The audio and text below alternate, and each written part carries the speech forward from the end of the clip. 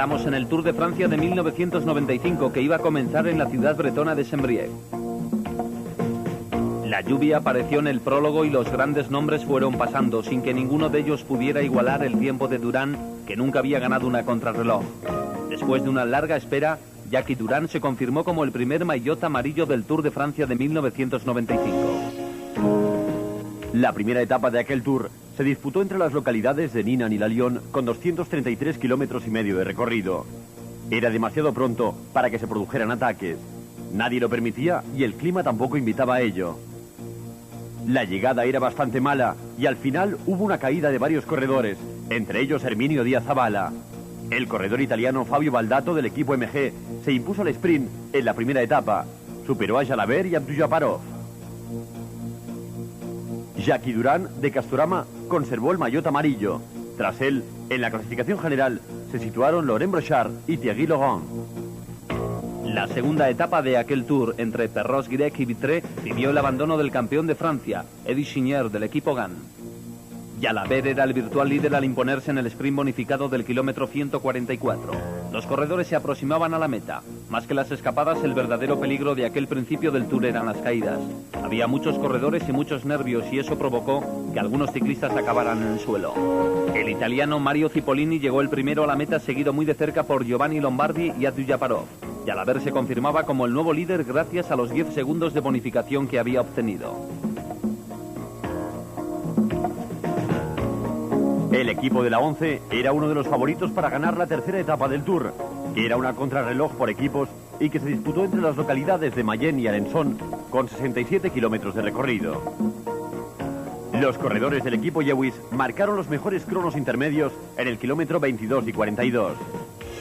El equipo Banesto quedó tercero a 59 segundos de la Lewis.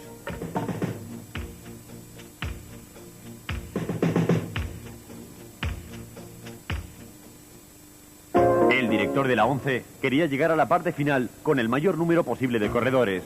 Sabía que si todos terminaban, realizarían un buen tiempo. Así fue. El equipo de la 11 realizó el segundo mejor tiempo a 35 segundos de la Lewis.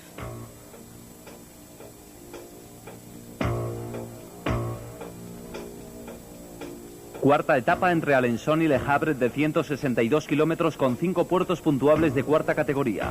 A 2 kilómetros para la llegada, el belga Sami Morels pinchó y se fue contra las vallas. Provocó una caída múltiple. Nelissen cayó sobre Morels, Baldato se estrelló contra el suelo. También estaban Abdul-Jabbarov y Laurent Jalabert, el líder, a quien vemos con el dorsal 61.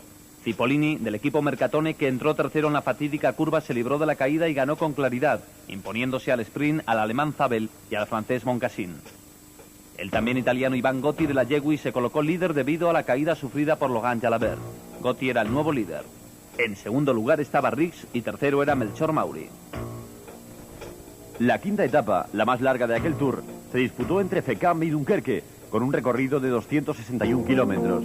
Tenía 4 puertos puntuables de cuarta categoría y 3 sprints bonificados. A Cipollini le salió un rival dispuesto a luchar, un holandés de 23 años, John Biljevens.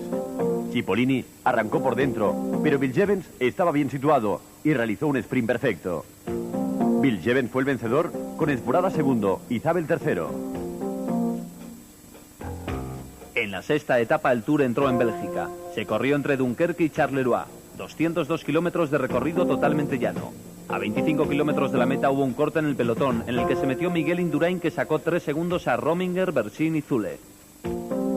En el sprint final, del pelotón tiraban a Abdul-Jabbarov, Esborada, Jalabert e Indurain, entre otros, pero sería el alemán Eric Zabel, del equipo Telecom, quien ganaría la sexta etapa. Riggs era el nuevo maillot amarillo.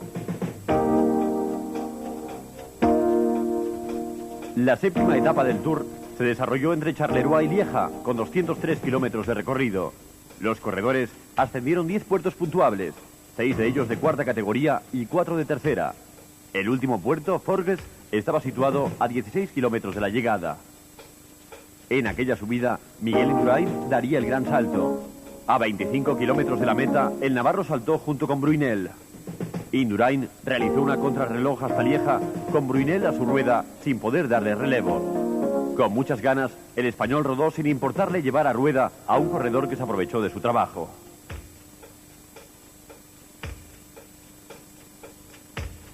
En el último momento, Brunel adelantó al corredor del Banesto, adjudicándose la victoria de la etapa y pasando al primer puesto de la general. Miguel Indurain quedaba segundo.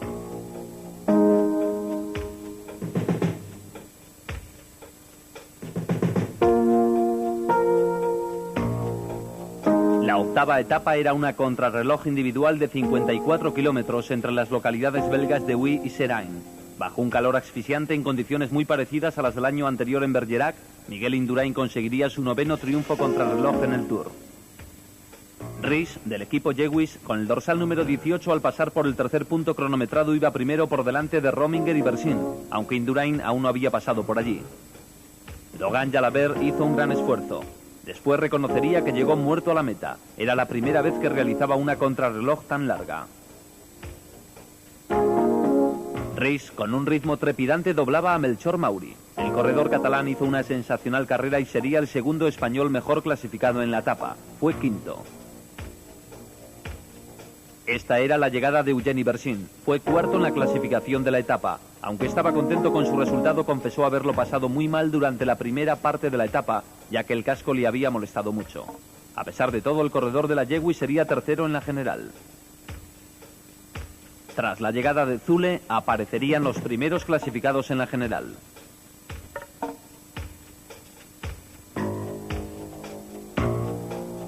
El danés Ries, también de la Jewish, fue la gran sorpresa de la jornada. Aunque Miguel Indurain había marcado siempre los mejores tiempos, en el kilómetro 49 a 5 para la meta, Ries le aventajaba en 5 segundos.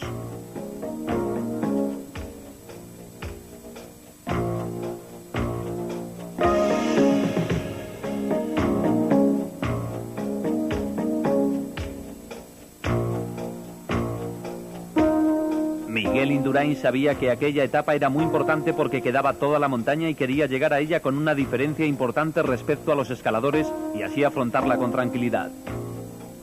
Ries recuperaba fuerzas. Miguel Indurain empleó 1 hora, 4 minutos y 16 segundos en recorrer aquella distancia. Se enfundó de nuevo el maillot amarillo de líder. El español consiguió su 11º triunfo de etapa en el Tour y corrió a una media de 50 kilómetros por hora.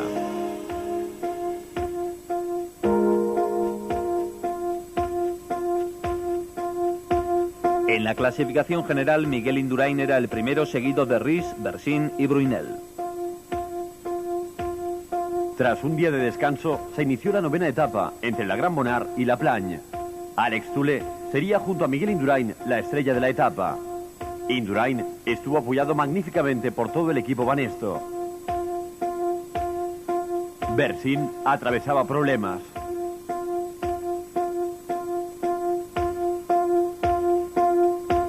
A pesar de los intentos, nadie pudo seguir a Zule, que coronó en solitario el Courmet de Roseland, con 5 minutos sobre el grupo perseguidor en el que iba Indurain.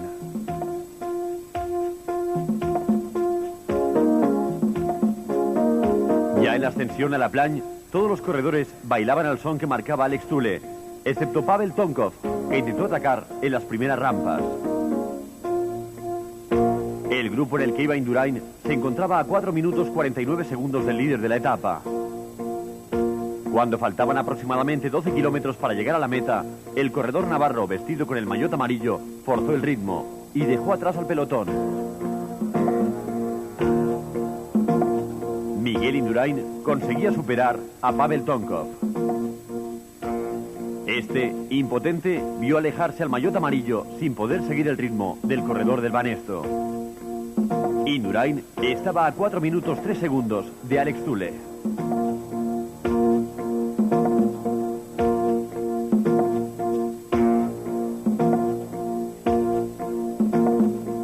Los 12 últimos kilómetros fueron un festival del corredor navarro que luchaba contra el tiempo. Indurain volvía a practicar su teoría de que tras un día de descanso, la primera etapa de montaña era el momento ideal para establecer diferencias.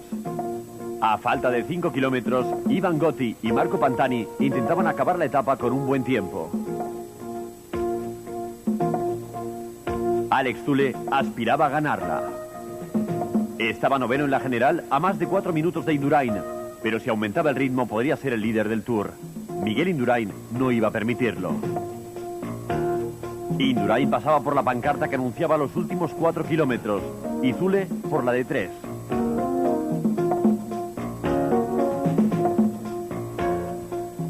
En aquel momento, Indurain estaba a 2 minutos y 44 segundos del corredor de la 11. Esa diferencia había sido casi de 5 minutos. El corredor del Banesto estaba realizando una etapa sensacional.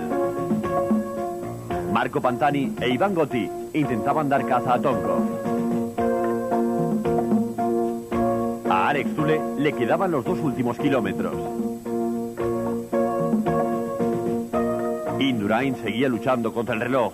Tenía que disminuir al máximo la diferencia para afianzarse en el primer puesto de la general. Las siguientes etapas no eran fáciles. Al siguiente día, Alpe d'Huez y luego los Pirineos. Alex Zule conseguía la victoria de etapa.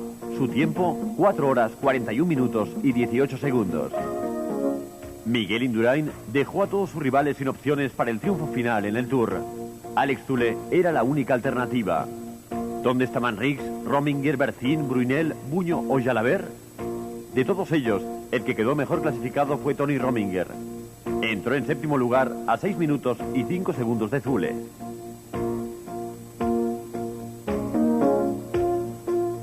Estos eran los últimos metros de Indurain antes de llegar a la meta.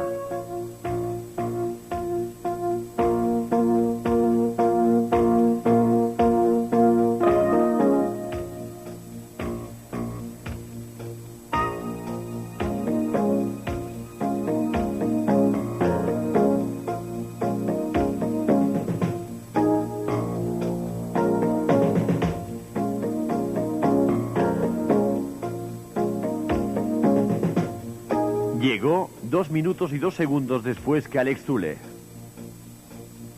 Tonkov lo hacía a 4 minutos y 11 segundos y se colocó en el 8º puesto de la general a 11 minutos y 11 segundos del líder.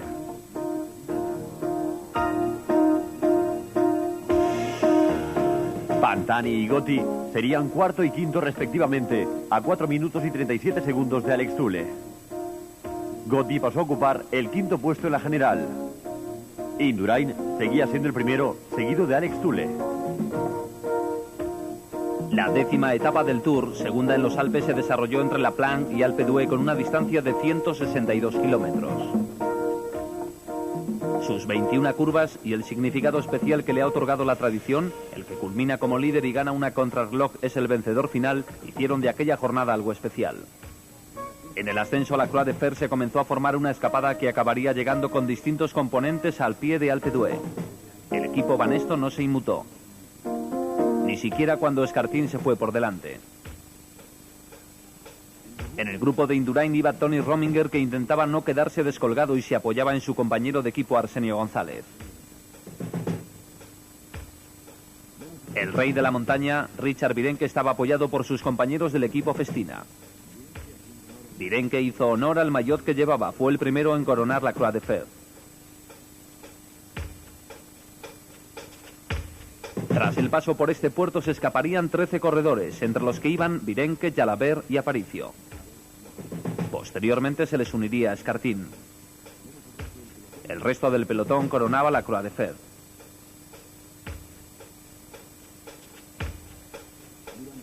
Durante el descenso el equipo Carrera trabajó para Pantani y este consiguió salir y superar incluso al grupo de escapados. El minuto y 30 segundos que habían conseguido fue neutralizado en los primeros tramos de la subida a Alpe d'Huez. Pantani afrontaba en solitario la mítica ascensión en la que finalizaba la etapa. En la subida de las 21 curvas Indurain forzó el ritmo y se llevó a su rueda a Alex Zule y a Riz. Pantani estaba a punto de alcanzar a 3 de los corredores que se habían escapado. Entre ellos se encontraba Jalabert con el maillot verde de la regularidad.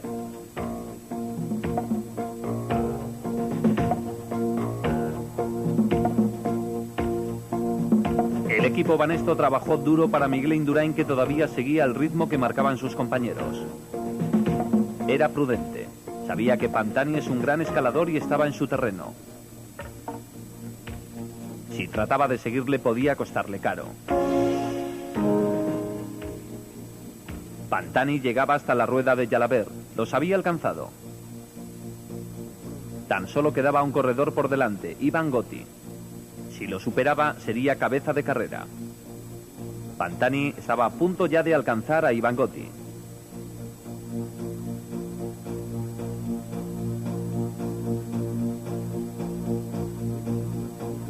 Pantani logró conectar con Gotti. Faltaban 10 kilómetros para la llegada.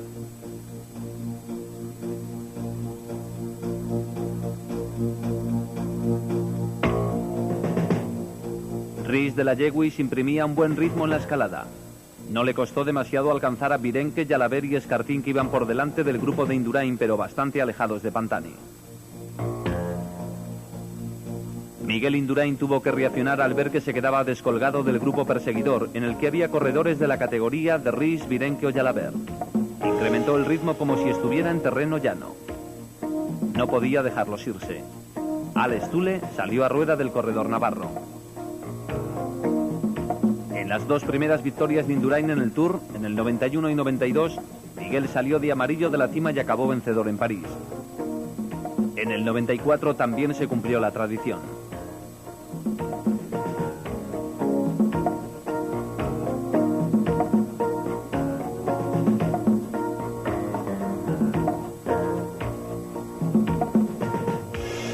Pantani se encontraba en cabeza de carrera con una ventaja de 1 minuto y 10 segundos sobre Rhys, Virenque, Jalabert, Escartín y Laurent Madouas, que se había unido al grupo junto con Rhys. Miguel Indurain y Alex Zülle estaban a 20 segundos de este grupo y a 1 minuto y medio de Pantani.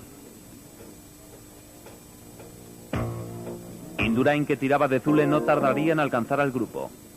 El corredor de la 11 rompió el pronóstico de quienes afirmaban que en Alpe d'Huez iba a reventar después del extraordinario esfuerzo del día anterior en La Plan. A Pantani le quedaban solo 4 kilómetros.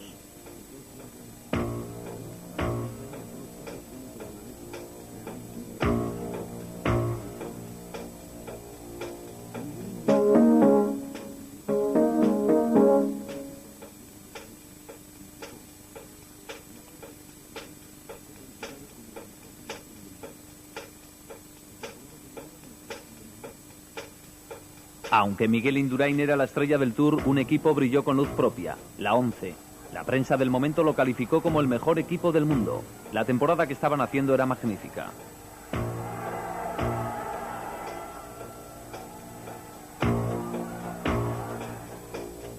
A pesar del tremendo esfuerzo que realizaba Indurain, no conseguía arrancarle segundos a Marco Pantani, que en solitario marchaba triunfalmente hacia la meta con una diferencia de 1 minuto y 32 segundos respecto al grupo perseguidor.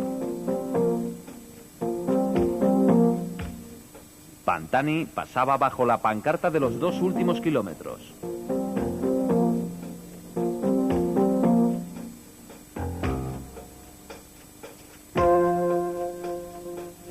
Indurain, Zülle y Rhys, los 3 mejores del Tour hasta el momento, luchaban contra las pendientes de Alpe d'Huez.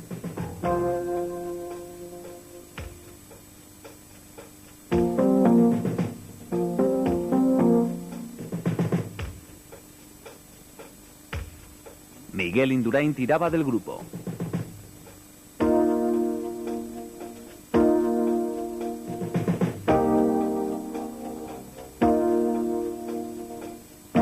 Marco Pantani estaba a punto de cruzar la meta en solitario. Marco Pantani consiguió la victoria a pesar del último despiste.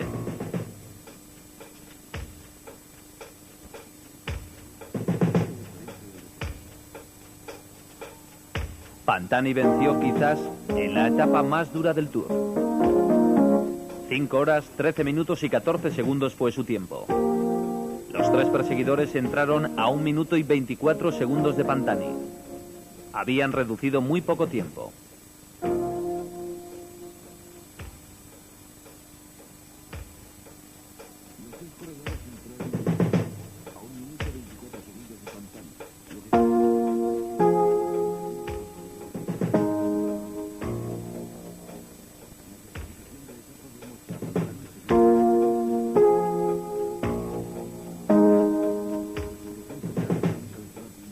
En la general, Indurain seguía comandando el Tour de Francia. Pantani no entraba ni entre los 6 primeros a pesar de su victoria.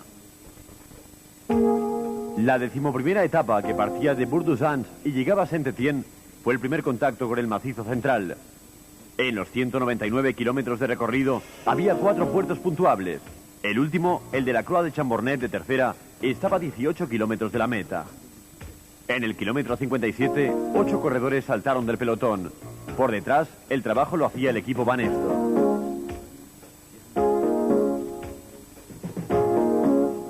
Al inicio del puerto de Loyelón, a 31 kilómetros de la meta, la diferencia era de 6 minutos y 46 segundos.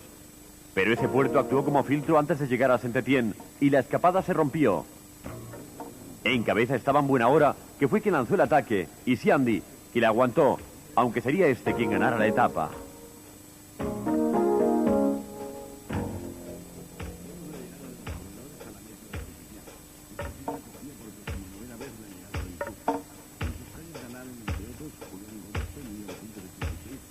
El tercero en llegar a la meta fue Aldac, del equipo Tech.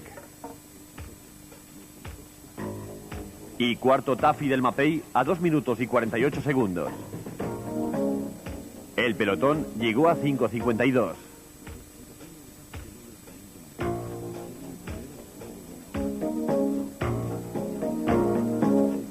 No había cambios en la general. Miguel Indurain seguía de líder. La 12ª etapa entre Saint-Étienne y Mende tenía 222 kilómetros de recorrido. Los 140 supervivientes que se mantenían en carrera afrontaron 4 puertos. La escapada del día comenzó a gestarse en el kilómetro 24 de carrera. Atacó el italiano Dario Botaro del equipo Jewish y Jalabert salió a por él. Melchor Mauri los cogería unos kilómetros más tarde. A nadie le preocupaba esa escapada, que en el kilómetro 75 tendría 3 acompañantes más: Neil Stephens, Andrea Perón y Massimo Podenzana.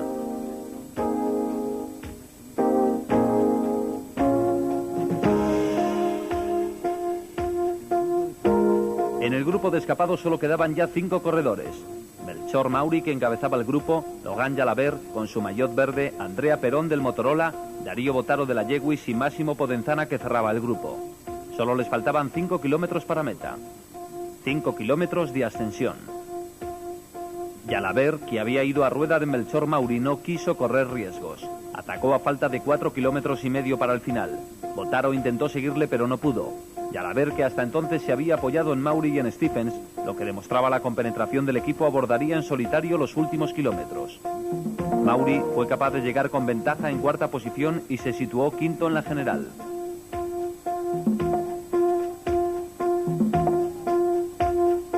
A falta de 3 kilómetros para meta, el pelotón en el que viajaba Miguel Indurain intentaba rebajar tiempo. Los 11 minutos de ventaja que llevaban los escapados en el kilómetro 137 habían sido reducidos considerablemente hasta un tiempo de 6 minutos y 51 segundos. La reacción había llegado demasiado tarde. En el grupo de Indurain, ya sin opciones de ganar la etapa, atacaba Pantani. Indurain se movió, y con él Ries y Zule. Zule tuvo muchos problemas en la etapa debido a una contractura en la pierna derecha.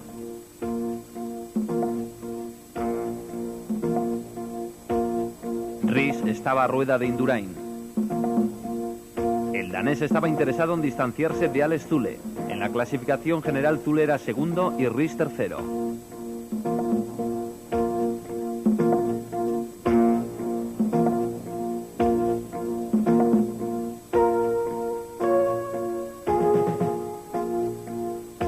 Alex Zule empezaba a notar el cansancio.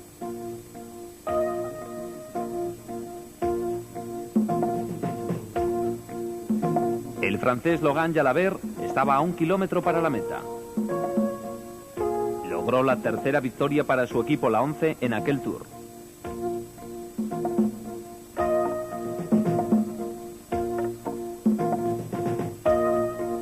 Mientras Jalabert se acercaba a la meta, Indurain y Ries contactaron con Pantani.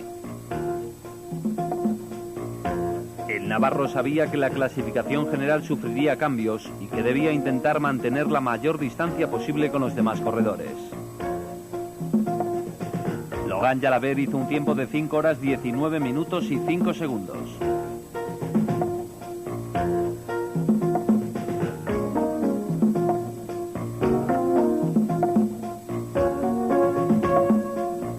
Indurain, Pantani y Rys solo les faltaba 1 kilómetro para llegar a meta. La preocupación de Miguel Indurain era Logan Jalabert. A Zule ya lo había dejado atrás.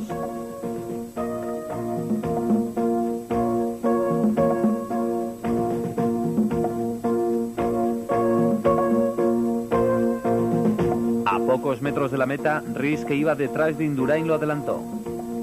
Pantani no quería quedarse atrás. Miguel Indurain pasó a ocupar el tercer lugar de aquel trío. Pantani apretó el ritmo y Rys no pudo evitarlo.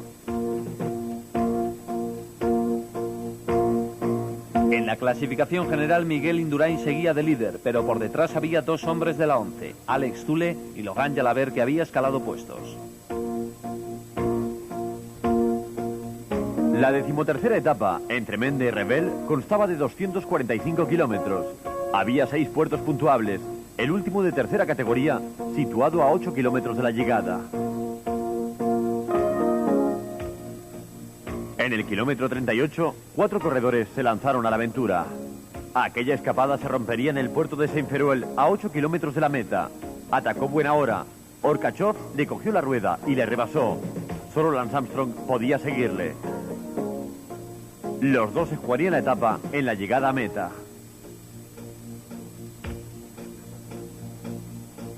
A Banesto no le preocupaban los escapados, pero controlaba el pelotón.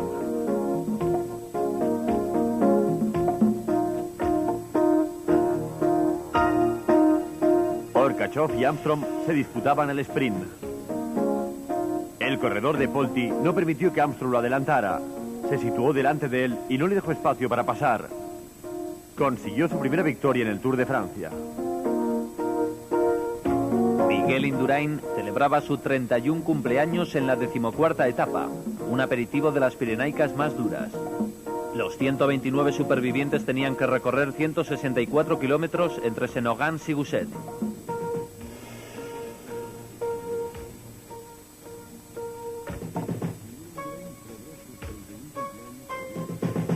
Antes de llegar a la cima de Port de l'Ers, Marco Pantani ya se había colocado en cabeza. El corredor italiano se quedaba solo en cuanto se movía en la montaña. Su estructura física le permitía ascender con una facilidad que dejaba a sus rivales sin opción.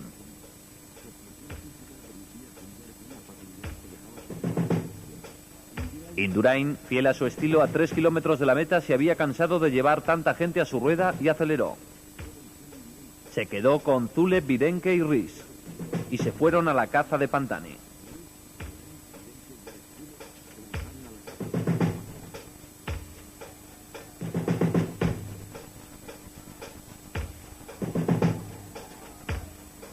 ...48 segundos eran los que separaban al corredor en cabeza del grupo perseguidor al paso por la cima de Port de l'Ers. Esa diferencia siguió aumentando en el descenso. Rominger comenzaba su calvario. Los Pirineos nunca se le habían dado bien al suizo. Indurain frenó su marcha, lo que permitió que el grupo principal tuviese más efectivos. Todos los hombres importantes de la prueba estaban en él. Pantani seguía en solitario con una ventaja que no preocupaba al corredor navarro, ya que estaba situado en 8º lugar de la general a más de 12 minutos. Logan Madouas, corredor del equipo Castorama, saltó tras Marco Pantani. Era segundo y estaba realizando un magnífico ascenso en solitario. Banesto comandaba el grupo perseguidor. Tras Miguel Indurain, Alex Zule.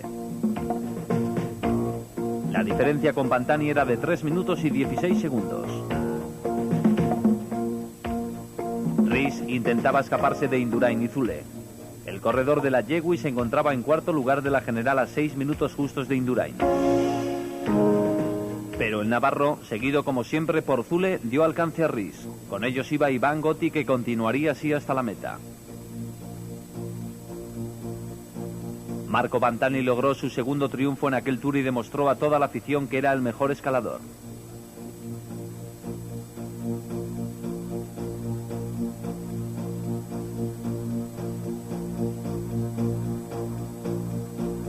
A 2 minutos y 30 segundos entró Madouas y al mismo tiempo Miguel Indurain, que sprintó como si no hubiera realizado una etapa de 164 kilómetros. Alex Zülle perdería algunos segundos con respecto a Indurain.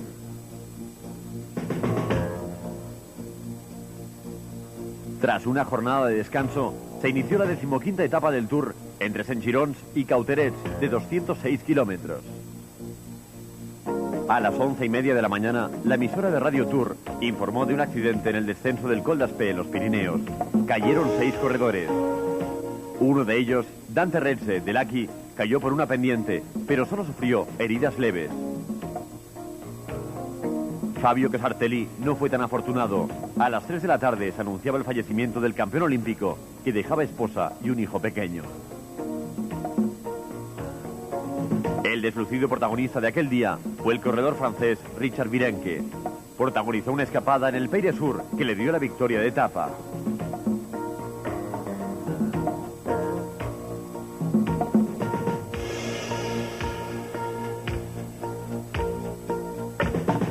El segundo clasificado fue Claudio Capucci, que entró a 1 minuto 17 segundos. Tras él, el corredor del equipo Kelme, Hernán Buenahora.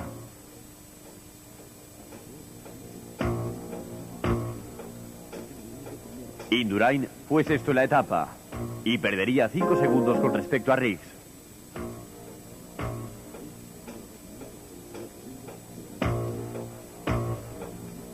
La 16ª etapa del Tour se desarrolló entre Tarbes y Pau, con un recorrido de 237 kilómetros que se convirtió en un homenaje póstumo al corredor fallecido. Fueron los propios ciclistas quienes decidieron rodar conjuntamente, permitiendo que los compañeros de Casartelli, los componentes del grupo Motorola, ganaran los premios de la montaña, los sprints bonificados y todos los premios que había en juego en la etapa. El Tour vivió uno de los días más largos de toda su historia. A 10 kilómetros para la llegada, el equipo Motorola se puso en cabeza.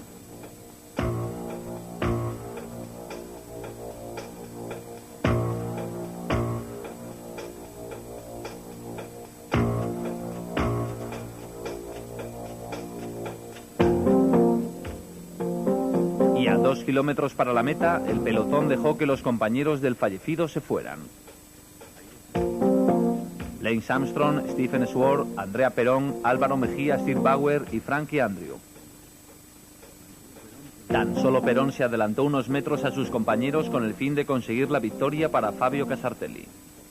El pelotón respetuosamente se mantenía a unos metros de distancia. Fue una llegada muy emotiva.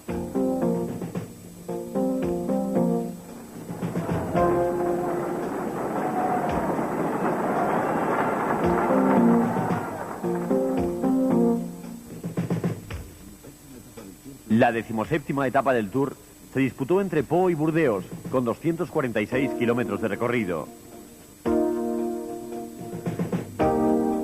Se atravesaron las landas bajo un sol abrasador. Esta fue una de las escapadas de la etapa. La protagonizaron 2 corredores del equipo GBMG a pocos kilómetros de la llegada. El intento de Germán Ivancela no fructificó.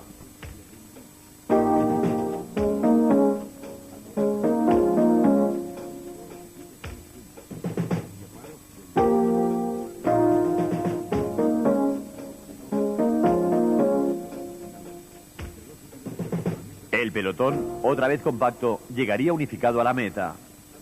Los corredores se disputaron la victoria al sprint.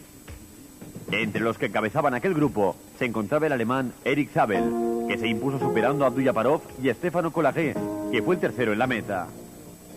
Zabel se estaba haciendo un hueco entre los mejores del mundo. Aquella fue su segunda victoria en la prueba tras el triunfo logrado en Charleroi. Miguel Indurain mantuvo sin problemas el maillot amarillo.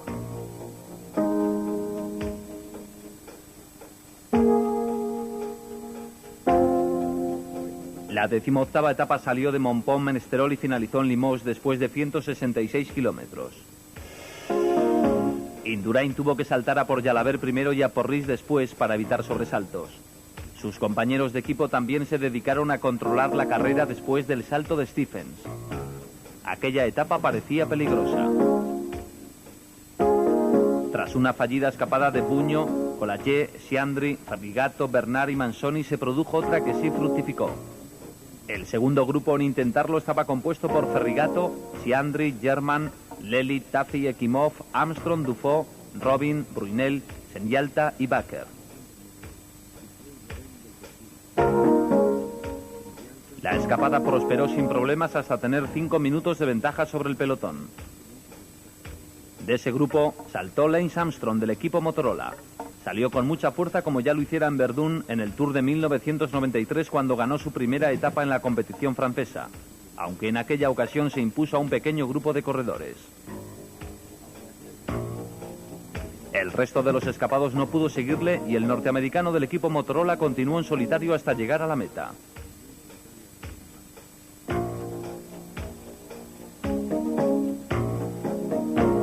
Por detrás, Miguel Indurain seguía tranquilo. Tenía controlados a los hombres que podían ocasionarle problemas. Un año más el corredor navarro tenía casi asegurado el triunfo en París, aunque siempre se mostró prudente. En los últimos metros, antes de llegar a meta, Lance Armstrong miró hacia atrás un par de veces. Cuando estuvo seguro de que nadie le privaría del triunfo, elevó un brazo hacia el cielo con el dedo índice hacia arriba. Le dedicaba su victoria a su compañero fallecido, Casartelli. Luego levantó el otro brazo.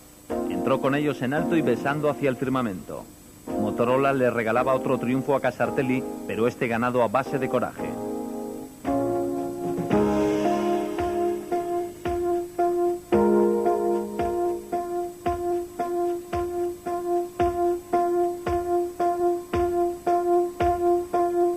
El segundo corredor en llegar a la meta fue Andrea Ferrigato, que lo hizo 33 segundos más tarde. En la general, Miguel Indurain mantenía una cómoda ventaja de más de 2 minutos y medio sobre Alex Zülle.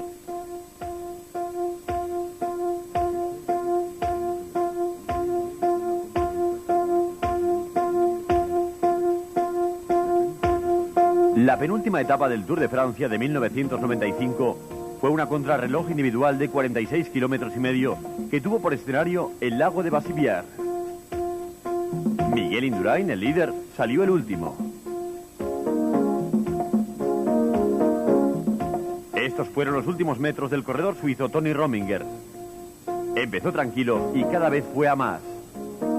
Realizó un tiempo de 58 minutos 39 segundos, lo que al final de la jornada le supondría el tercer puesto. El maillot verde, el corredor del equipo 11, Laurent Jalabert, iba a conseguir sin discusión el premio de la regularidad. Rich, el corredor danés del equipo Lewis, fue el único que quedó a menos de un minuto de Miguel Indurain.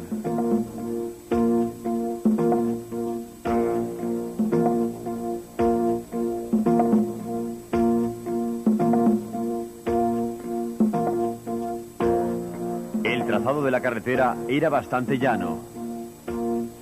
Jalabert luchaba por arrebatarle el tercer puesto a Riggs. Alex Zülle, el corredor suizo de la 11 y segundo clasificado de la general, a su paso por el segundo punto cronometrado, en el kilómetro 22, hizo 46 segundos más que Indurain. El corredor navarro llevó una media de 48 kilómetros y medio por hora. Marcó el mejor crono en el kilómetro 10. Solo Riggs se le acercó a 10 segundos.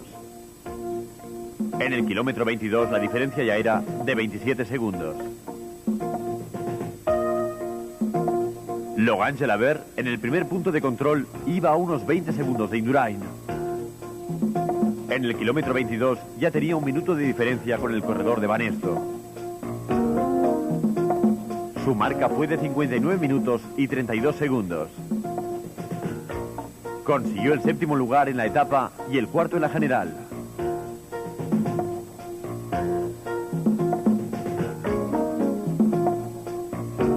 A Riggs le faltaba un kilómetro para llegar a la meta. En el tercer punto de control ya había perdido 29 segundos con respecto a Indurain. El corredor de la 11, Alex Zülle, fue cediendo tiempo en relación al líder. En el tercer control la diferencia era ya de 1 minuto y 10 segundos. Riggs ocupó el segundo lugar en la clasificación de la etapa con una marca de 58 minutos y 22 segundos. 48 segundos más que Indurain.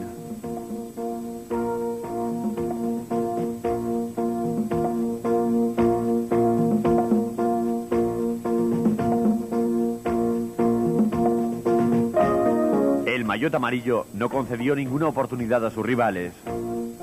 Consiguió los mejores tiempos en todos los controles intermedios. Alex Thule realizó un tiempo de 59 minutos y 23 segundos.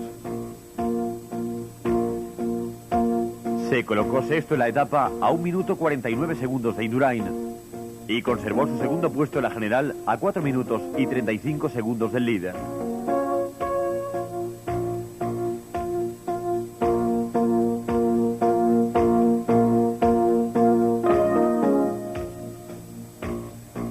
Miguel Indurain ganó la 19ª etapa del Tour de Francia de 1995 y con ello consolidó su primer puesto en la general. Después de 57 minutos 34 segundos, el navarro confirmó lo que todo el mundo sabía. Era de nuevo el campeón del Tour.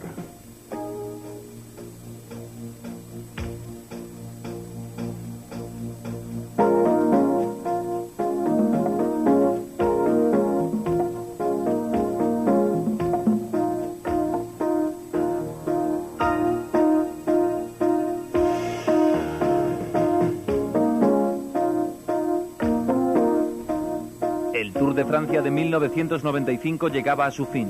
La 20ª y última etapa se disputó entre Saint-Genis-de-Bois y París. Fueron 155 kilómetros de recorrido. Los últimos 54 se disputaron en los Campos Elíseos, con 9 vueltas de 6 kilómetros. En la última de ellas se situó la meta final. Los corredores llegaron todos juntos a los Campos Elíseos.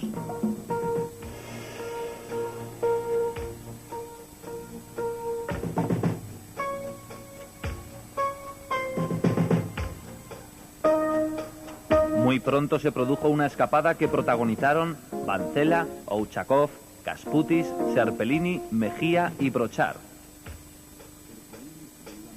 Brochard se quedó.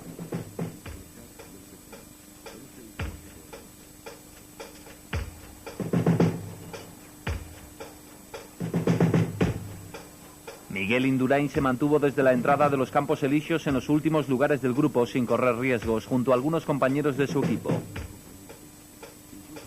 Incluso tuvo tiempo de dialogar con Thule.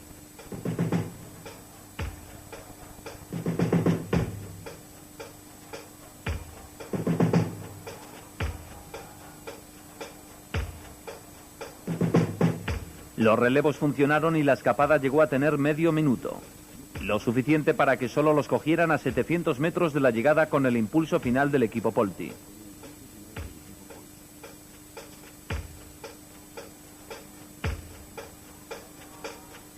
Abdujaparov consiguió su primer triunfo de aquel Tour en la última etapa al imponerse en el sprint final a Fagini del equipo Mercatone. En la última recta del Tour, el que fuera maillot verde de los años 91, 93 y 94 consiguió su octavo triunfo en la carrera francesa. Abdujaparov ya había vencido en los Campos Elíseos en 1993. Miguel Indurain entró a formar parte del club de los 4 más prestigiosos del mundo del ciclismo. Junto a Anquetil, Merckx e Hinault, era el único corredor que había ganado 5 Tours de Francia, pero el navarro era el primero en hacerlo de forma consecutiva. 3 españoles finalizaron entre los 10 primeros. Además de Miguel Indurain, Melchor Mauri del equipo 11 y Fernando Escartín del Mapei realizaron una carrera magnífica y terminaron en 6º y 7º puesto respectivamente en la general.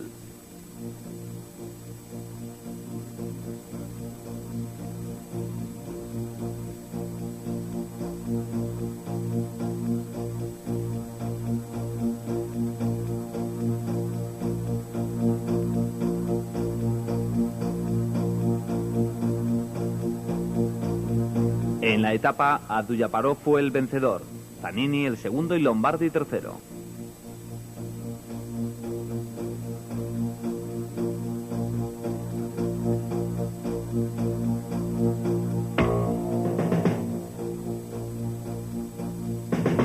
En la clasificación general definitiva, Miguel Indurain volvía a ser el campeón. Alex Thule era segundo a 4 minutos 35 segundos y Arne Ries tercero a 6:47.